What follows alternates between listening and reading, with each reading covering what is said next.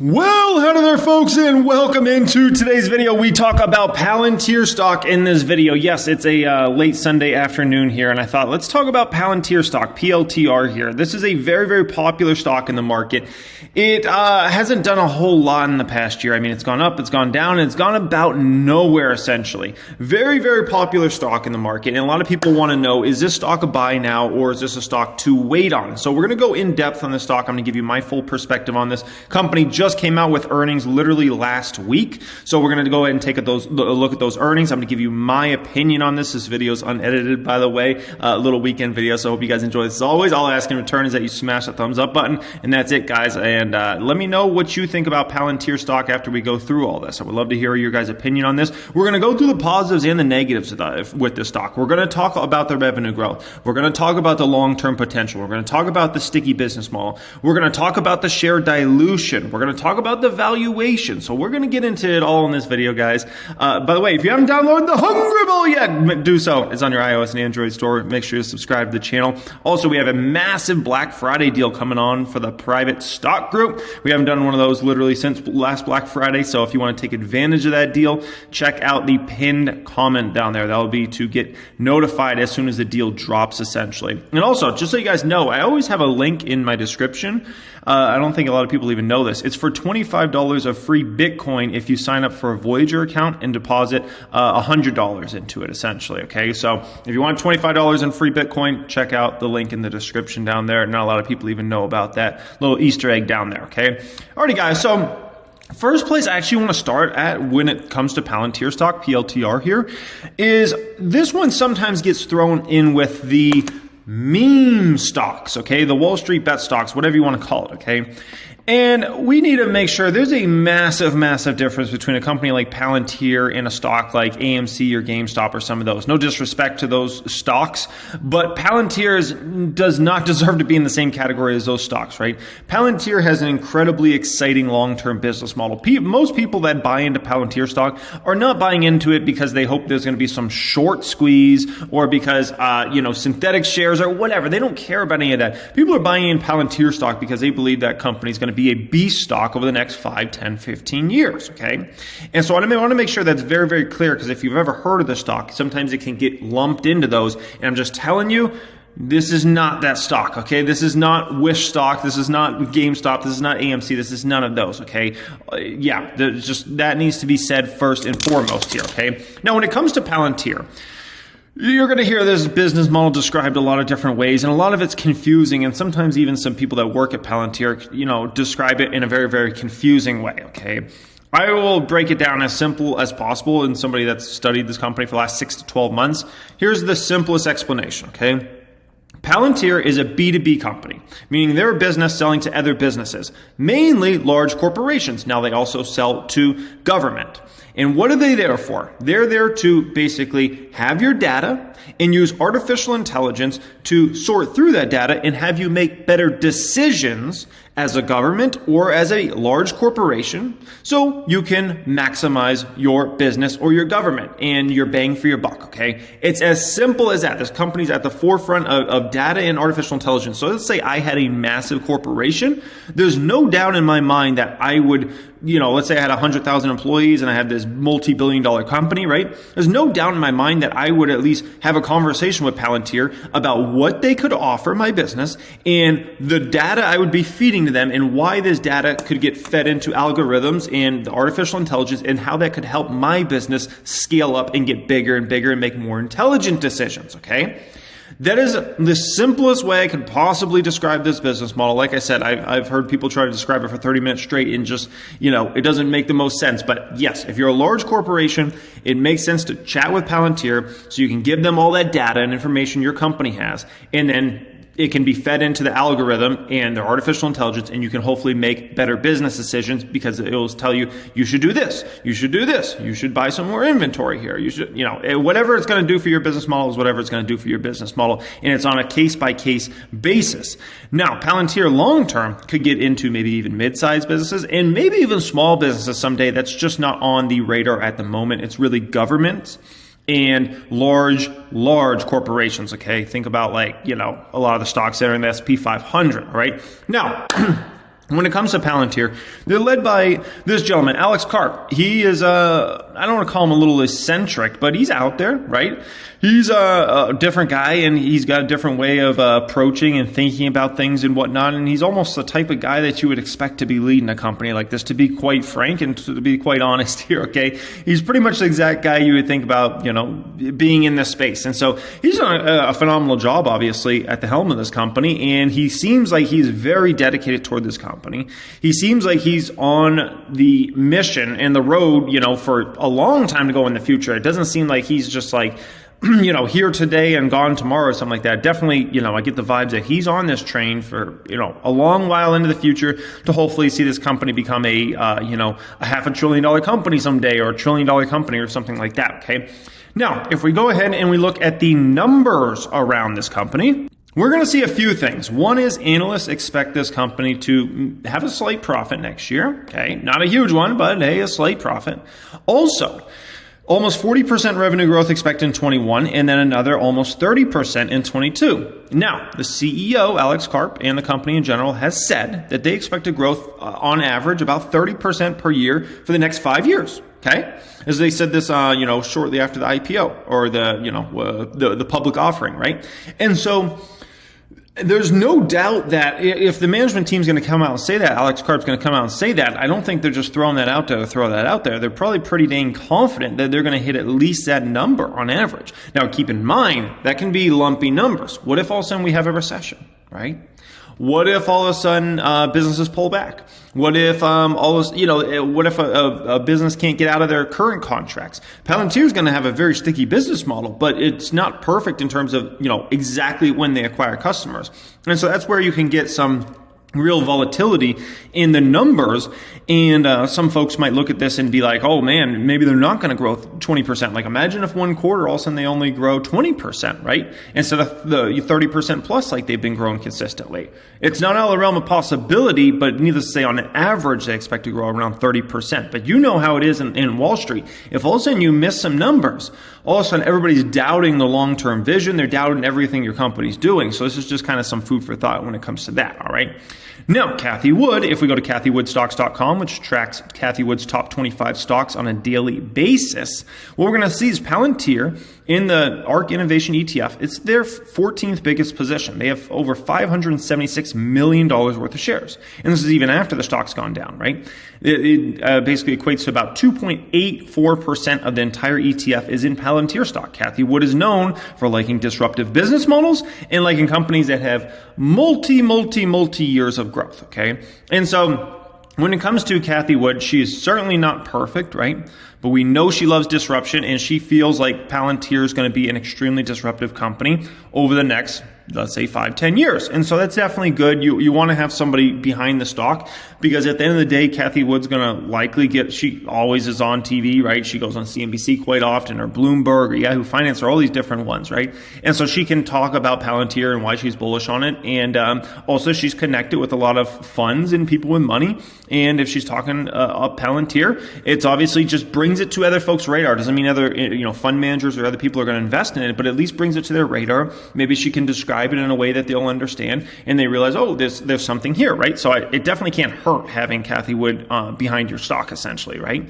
Now, also, look at this. Cathie Wood's ARK funds bought the dip in Palantir, scooping up $28 million worth of the stock, right? So obviously, in those earnings, she must have still been happy, right? Or she wouldn't have bought $28 million of the fund's money and put it in Palantir. So obviously, she's a big believer in the stock, and I don't see that usually changing anytime soon when it comes to Palantir, okay?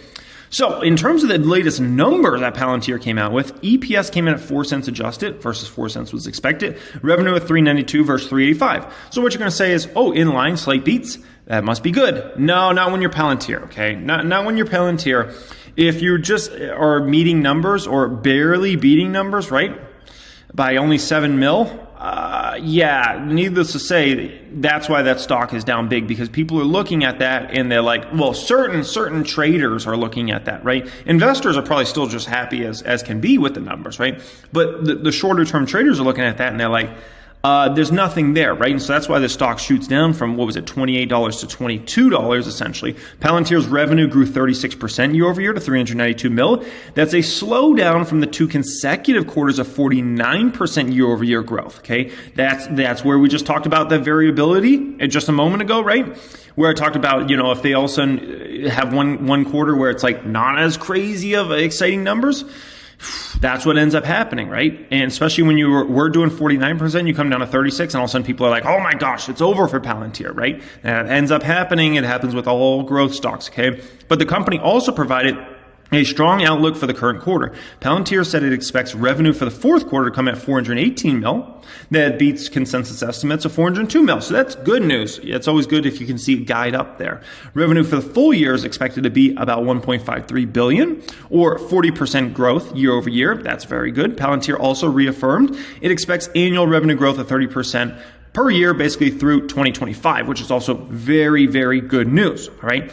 During the quarter, U.S. commercial revenue grew 103% year over year, and its commercial customer count grew 46% from the previous quarter. Palantir said the company reported government revenue of 218 mil. We're going to come back to that government revenue in just a moment, okay?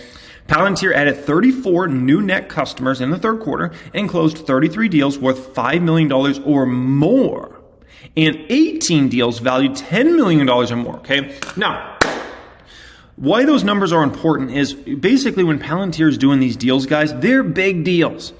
33 deals worth $5 million or more, and 18 deals valued $10 million or more. So whenever Palantir gets a new customer, it's a big deal. Let's just put it that way, okay? It's not like it's some minuscule number. And so if you see 34 net new customers, and you're looking at that and you're like, what's the big deal? Like, it doesn't sound like it's that many. Because these deals are so gigantic, and not just that, because Palantir's business model is going to likely shape up into an extremely sticky business model. Now, what do I mean by a sticky business model? That means a business model that once you start using it as a corporation, you're likely going to keep using it for 5, 10, 15, 20 years to go in the future.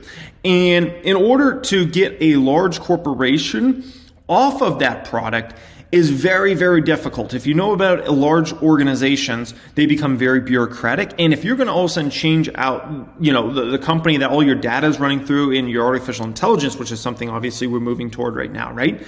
That's a huge deal. And that causes a lot of problems inside the organization. It's very costly. You got to retrain all your employees to use this new thing over here and how to look at it and how it works. And it's tough. And so that's why a lot of these legacy companies that were big in the 80s and 90s and haven't innovated that much, that's why a lot of them are still actually pretty big today, because their business models were extremely sticky. And when it comes to Palantir, they're the new dog entrant. They're not like a super new dog, right? Like Palantir's been around a while, but they're kind of the newer dog when it comes to commercial business, think large corporations. And as they get bigger and bigger, they're going to continue to pick up customers. And as they get those customers, likely those customers are going to stick with Palantir for a long time to go in the future. And there would have to be something that comes along that's exponentially better than Palantir to make a large corporation say we're switching from Palantir to switch this other company over here, okay? And the last kind of big point here around this whole thing about sticky business model, if you have that sort of sticky business model, you have pricing leverage on organizations long term, right? Because they don't want to go somewhere else. And if you have the best of breed product, and people don't want to switch to somebody else because it'd be a pain in their butt as a large organization, as being Palantir, you have pricing power in a major, major way. Okay, and so all these things have to be thought about and So needless to say, at the end of the day, what we're coming to so far is this is a lot of things to be excited about. The commercial revenue growth, the new customers, how big these deals are, the sticky business model. There's a lot to be dang excited about. And so I hope a lot of folks watching this right now, I hope you're understanding why there's a lot of people that are very, very bullish on this stock. Okay. Now, let's look at let's get to the dark side. Okay. Palantir is starting to show cracks, analyst says in downgrade. RBC highlights a sharp deceleration in government revenue. Oh, okay. Let's go to the dark side. Let's see what they're talking about, and I'll give my perspective on this. Shares of Palantir look on track to extend their slide on Wednesday. RBC Capital Markets, Jewelleria, we'll just call him RJ, okay? RJ downgraded the stock because I can't pronounce people's names for anything. RJ downgraded the stock, warning of cracks emerging in the story. RJ is concerned about a deceleration in Palantir's government business as shown in the company's Tuesday morning earnings commentary. While RJ had anticipated a slowdown, he noted that the growth rate for this part of the business was almost cut in half relative to the second quarter. Right? This is a tough part about being in a growth stock. Even if you're in this for the long term, you got the analysts looking at this from a short-term perspective. You got short-term traders playing around with this stock, right? And so this is a tough part of being a long-term investor is you all of a sudden get all this stuff coming in where it's like, oh, they didn't hit this number and that number, right? Palantir executives called out 34% growth in government revenue during the third quarter, while this segment was up 66% in the second quarter. While they basically said, this is a quote from them, we believe Palantir got direct benefits from Rona related spending, and those benefits have already faded, says RJ in a note to clients, while lowering his rating on Palantir stock to underperform from sector perform. So now they think it's going to underperform the market. This was basically saying it was going to do the same as the sector does. Now they're saying it's going to actually do worse than the sector does. And cutting his price target to $19 from $25. Okay. So this RJ believes the stock's going to go down even more from here, essentially. All right. So, RJ also said that while Palantir's commercial business continues to accelerate, he believes that some of the growth, this is interesting, some of the growth there is due to a program through which the company made strategic investments in early stage businesses that use its technology. We do not believe revenue from SPAC investments is sustainable, especially given the relatively small size of companies Palantir is investing in. That part is a little shaky there. I don't know about that, okay? RJ could be onto something when it comes to government contracts, and maybe they benefited from Rona and the money being spent out there. Okay, fair play with that. This part, I'm not so sure about. This kind of seems like a long shot, throwing at a dartboard from a mile away type thing, okay? Maybe they got something there, but that seems a little, I don't know, I'm not a big believer in that one, okay? But needless to say, if you see a major slowdown in government revenue, as an analyst and somebody looking at it from a short-term perspective, you start thinking like that's going to be what continues on, right? Maybe they're right, maybe they're wrong, but obviously, here's my opinion. The government business is extremely important for Palantir. There's no doubt about that. But what's much more important for Palantir over the next 5+ years is the commercial business, is large corporations and hopefully mid-sized businesses for this company down the road, all right? Now, we got to talk about another elephant in the room. And that comes to share dilution. This person puts out, biggest issue for Palantir, dilution. Shares outstanding when it went public, 905 million. Okay? Shares outstanding as of Q2, 1.89 billion. 100% increase in shares. Good news is the amount of stock-based compensation, source of dilution, is trending down. Now, they posted this on September, okay? So what's the latest number in relation to this? Well, now it's at 1.96 billion. So once again, there's more shares outstanding now. And, although the rate is definitely slowing, is no doubt there could definitely, potentially go to over 2 billion shares out there over time. Okay. So there's absolutely something very important to keep in mind that if you keep issuing more and more shares, essentially you end up in a situation where your market cap gets more and more bloated, which could make your company less undervalued or maybe even potentially more overvalued, depending upon, which side of the rail tracks you're on, essentially, right? And so now looking at Palantir, this company is valued at $45 billion, all right? Or almost $46 billion. You go ahead and do the math on that, 46 billion-ish is where Palantir is valued. So it's not like it's a small market cap. Sure, it's a small market cap if you compare it to Apple and Microsoft and Tesla, and Nvidia and companies like that. But let's be quite honest, like 50 bill or getting close to 50 bill is not a small amount, right? So if you're going to say this company is a decent value here, you have to believe that this company is going to get to $1 billion or more of net income in 2024, essentially. That's the way I look at it. Because if you say, let's say this company gets to $1 billion in 2024, right? Then you could say, well, 3 years out, basically, we're at a PE of about 45, 46, right? On a 3-year out basis. Now, for something like Palantir, it's not like that's the greatest deal in the world, but it's also wouldn't be something crazy, right? Because when you're thinking about a stock like Palantir, people are valuing the stock years to go in the future, and what they think numbers are going to be years to go in the future, essentially. Okay, and so let's think about this. So Palantir, if they're expected to do, roughly $4 billion, or maybe even a little over $4 billion in 2025, right? Based upon that 30% growth rate they've talked about, okay?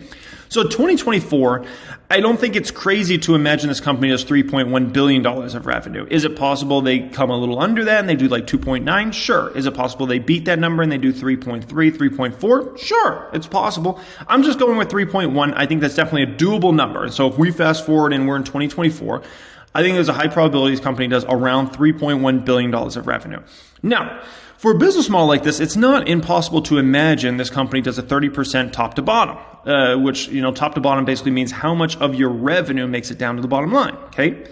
So if the company does, let's say, $3.1 billion of revenue, which is a pretty realistic number, they have a 30% top to bottom, you have $1 billion net income. Now, to get 30% top to bottom, let's be clear, that's not going to be easy for Palantir, okay? But let's also be quite honest, it's very common in this space, right? That companies do 20% to 35% top to bottom flows. Okay. So it's not like it's out of the realm of possibility, but also we do have to account for this is not going to be easy for Palantir to pull this off. It's not like this is an automatic 3-pointer. So let's just keep that in mind there, but it's definitely a very possible thing. All right. So when I look at Palantir stock, I feel like if you are a long-term investor, meaning you're planning on holding this stock for the next 5 years, at least 3 years, right? At least 3 years, if not 5 years, 7 years. I think the stock's a buy from that perspective because I do think Palantir is going to go on some epic runs over the next 3 to 5 years. Some epic runs, right? Where this company gets to a place where they have multi-$100 billion of market cap as they, increase their net income especially. But as they put up impressive revenue numbers and then they increase that net income, think about this, guys. What's the probability Palantir launches more products and gets more revenue streams over the next 3 to 5 years? I would call that pretty darn high. So if you're just looking at it from what they have in the market today, I think that's a big opportunity, but there's also, great companies that come out with new and innovative products, okay? So that's some food for thought. So in my opinion, Palantir is a buy if you have at least a 3-year perspective, if not a 5 to 7 year perspective. And at some point, this stock is going to be, imagine you're a little bird on a fence over here, okay? And you're looking at this rocket and you're like, man, that rocket's going to go up in the air someday. I don't know when it's going up in the air, but someday that baby's going to fly, right? And so you're just over here on this fence. And that's kind of what it's like being a Palantir shareholder. You know that baby's going to go on a run at some point, but you have no clue when it's going to go on. I wouldn't be surprised if I look at this stock and it's this time next year and the stock's $22 a share, okay? Also would not be a bit surprised if the stock's $44 a share at the same time next year, or $50 a share, okay? There's just no telling. Whenever you're in a big growth stock, there's no telling when it's going to go up. And so that's where the short sellers come in and just people on the sidelines who aren't part of this mission, they come at you and they say, you don't know what you're doing. You've been in that stock for a year and it's gone nowhere. Dumbo, here are all these stocks that gone up, okay? And you're over here like, look at the fundamentals of the company. It looks great, right? Think about where we're going to be in 5 years from now. But if anybody's looking at this from a short-term perspective, they're like, oh, what are you doing, man? You're wasting your time. You're wasting your money, okay? When all along you know that Palantir is likely going to go on some epic runs. You just don't know when. And that's why it pays to be a long-term investor, because whenever that ride happens, you're ready for that ride. You just don't know when it's going to happen, right? It was going to do a lot of fake outs where it goes up and then all of a sudden hits 26 and hits 28, maybe even hits 30, and then it comes back down. And next thing you know, it's at 25, it's at 22, it's at 20, right? Now, from a short-term perspective, I don't think this is the best stock in the world to play. You can maybe get lucky and hope it goes on a run over the next few months or something like that. But I can just tell you, this isn't that type of stock. It's a long-term investor stock, and that's it. Okay, and the short-term money is just kind of a distraction in the stock, as it is with all long-term investments. All long-term investments, the short-term money is always just a distraction, and it makes the downside moves bigger than they really should be. And it makes the upside moves bigger than it really should be when you got short-term money in the stock, okay? So that's my opinion on Palantir. It's a buy from a long-term perspective if you got many, many years to play with, because it's probably going to go on some epic runs and it's probably going to become a multi-$100 billion market cap over time. But if you're trying to play it from a short-term perspective, that's just, once again, that's not even my name of the game. And I don't think Palantir is the best stock at all to play from that sort of perspective. So hope you guys enjoyed this in-depth video. Look at this. We're almost at 25 minutes on this beast. Hope you guys enjoyed this, looking at Palantir stock. Smash that thumbs up if you enjoy me going through this, and I appreciate you guys being here all the way through the video. Also, if you're looking to level up your investing game and you want to take a part in the massive sale we got coming up for the private stock group, check out the pinned comment down there. We'll send you a notification as soon as that deal drops. Much love as always, guys, and have a great day.